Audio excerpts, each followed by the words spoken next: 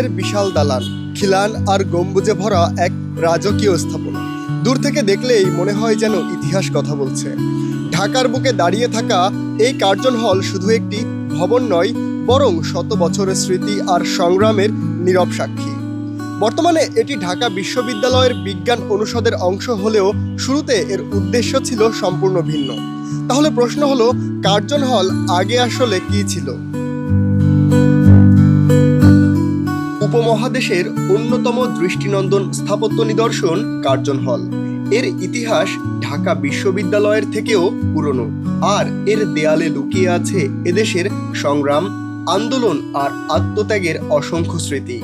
দেশভাগ থেকে ভাষা আন্দোলন, গণ অভ্যুত্থান থেকে মুক্তিযুদ্ধ, সব কিছুরই নীরব সাক্ষী এই ঐতিহাসিক স্থাপনাটি। ব্রিটিশ আমলে ভাইসরয় লর্ড কার্জনের নামানুসারে 1904 সালে এর ভিত্তিপ্রস্তর স্থাপন করা হয়।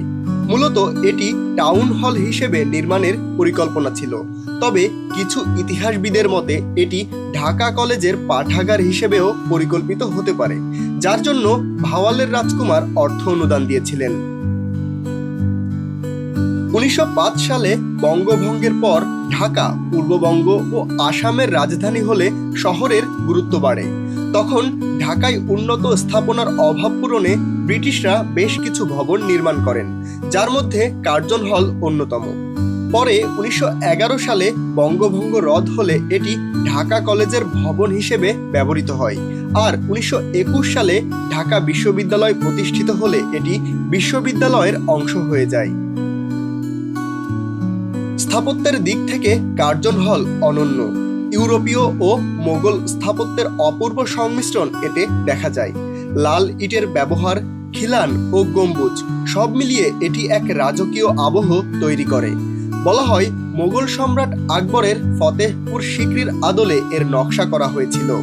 ভবনের সামনে রয়েছে সবুজে ঘেরা বাগান আর পেছনে একটি মনোরম পুকুর, যা পুরো পরিবেশকে আরো আকর্ষণীয় করে তোলে।